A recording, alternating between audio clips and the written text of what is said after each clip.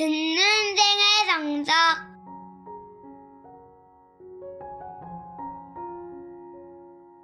평화를 빕니다. 여러분의 든든한 신앙 친구가 되어드리는 듣는 생활 성서입니다. 나이가 들어 삶을 돌아보면 지금의 내 모습이 어릴 적 어머니가 소중하게 뿌려놓으신 씨앗이 싹을 틔우고 열매 맺었구나 하는 마음에 새삼 놀라게 되었습니다. 그리고 그 깊은 사랑에 가슴이 먹먹해지지요. 오늘 여러분이 만나게 될 이야기도 그런 사랑의 발견을 담고 있습니다. 수원교구 한민택 신부님이 들려주시는 어머니의 향기 속으로 여러분을 초대합니다.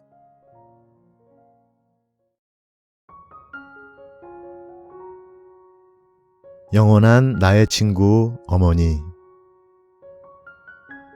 얼마 전 김수환 추기경님의 어린 시절 이야기를 담은 저 산 너머라는 영화를 관람하였습니다. 소년 김수환에게 사제가 되려는 꿈이 어떻게 어머니를 통해 생겨났는지 그리는 아름다운 영화였죠. 저의 성소 이야기를 하자면 추기경님의 그것과는 많이 다르다고 해야 할까요? 저희 집에서 가장 먼저 세례를 받은 사람이 바로 저였기 때문입니다. 그래서인지 저는 스스로 모든 것을 한 줄로만 알고 있었습니다. 신앙을 가진 것에서 중고등학생 시절 성당을 빼먹지 않고 나간 것, 일반 대학에 진학한 후 다시 사제가 되려고 마음을 먹고 신학교에 들어간 것까지 그 모든 과정의 중심에 제가 있다고 생각했었죠. 적어도 2012년 여름 꾸루실료 교육에 참가하기 전까지는 말입니다.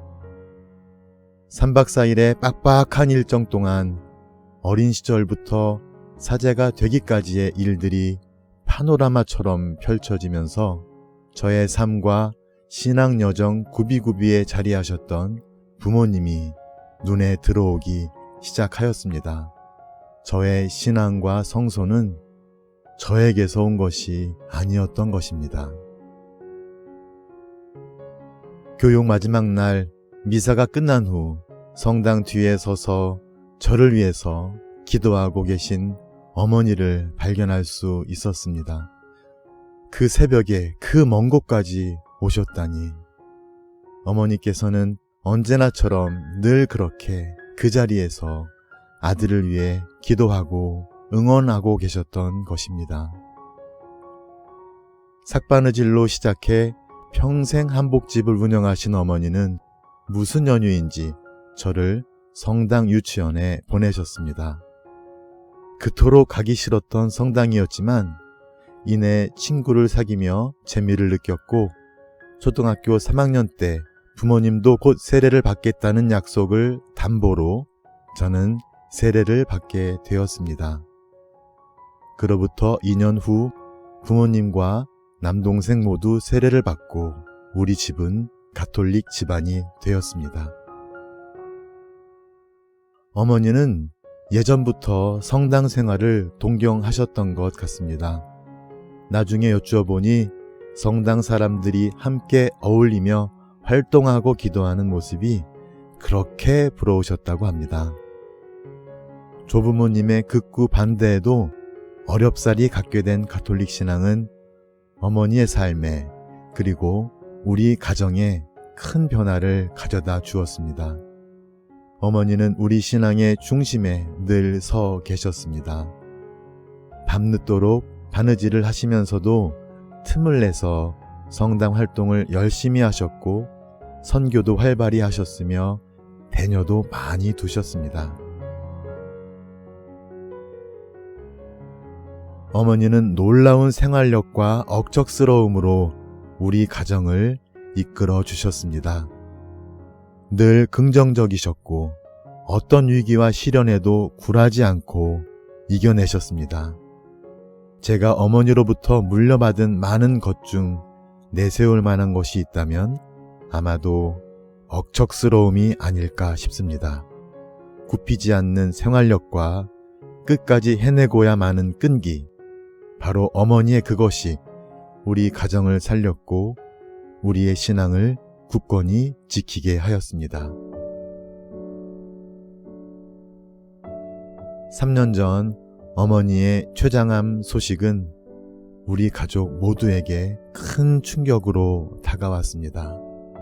불쌍한 우리 엄마, 평생 고생만 하셨는데 어찌 이런 몹쓸 병에 걸리셨을까? 병 자체보다 병에 대한 인간적인 생각과 걱정이 저와 우리 가족을 괴롭혔습니다. 우리 엄마 불쌍해서 어떻게 해요? 막내 이모와 문자를 주고받으며 드러낸 저의 약한 마음은 어머니의 의연한 목소리로 다시 힘을 얻을 수 있었습니다. 나 하나 죽는 건 괜찮아. 할머니를 어떻게 모실지가 걱정이지.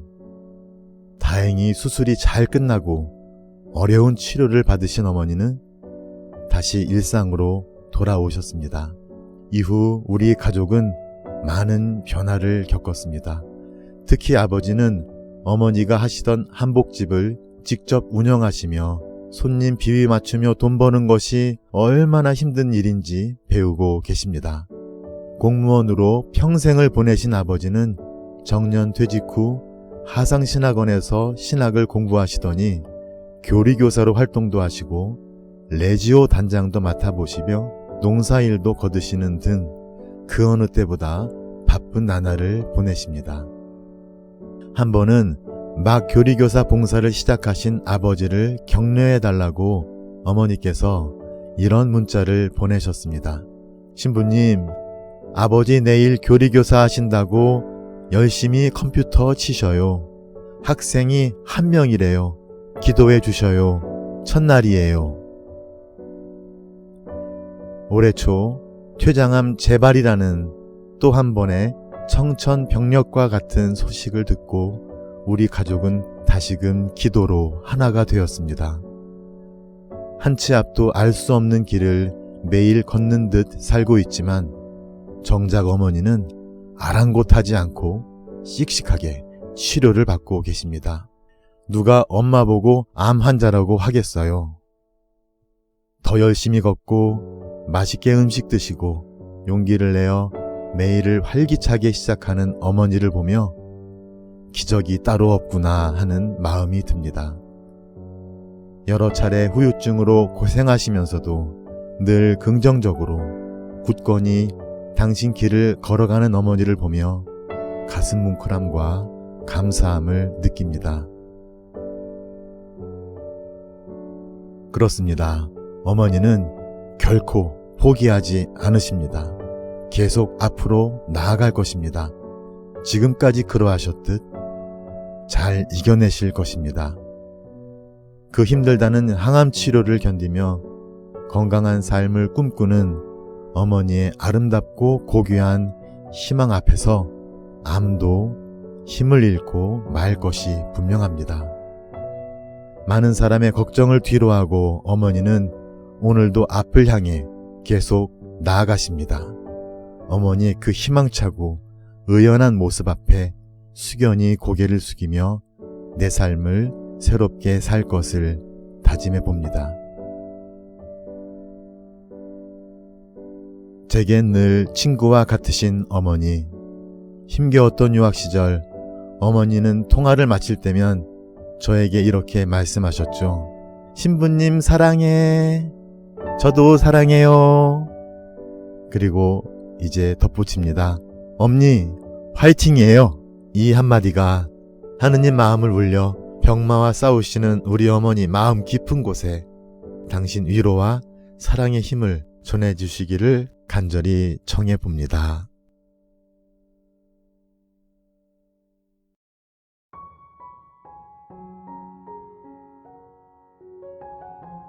어머니를 향한 마음을 사랑한다는 말로도 다 표현할 수 없는 것 같아요.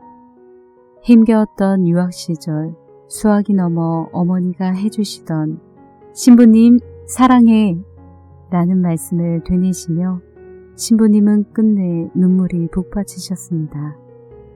터져나오는 눈물을 꾹꾹 삼키시는 신부님 모습을 보며 말로 다 할 수 없으셨던 어머니를 향한 지극한 사랑을 느낄 수 있었습니다. 어머니가 심어 놓으신 수많은 사랑의 씨앗들이 지금 내 삶을 따뜻하고 풍요롭게 지켜주고 있다는 사실 기억하시며 더 많이 사랑하시는 날들 되시길 기도합니다. 많이 많이 사랑해 주세요.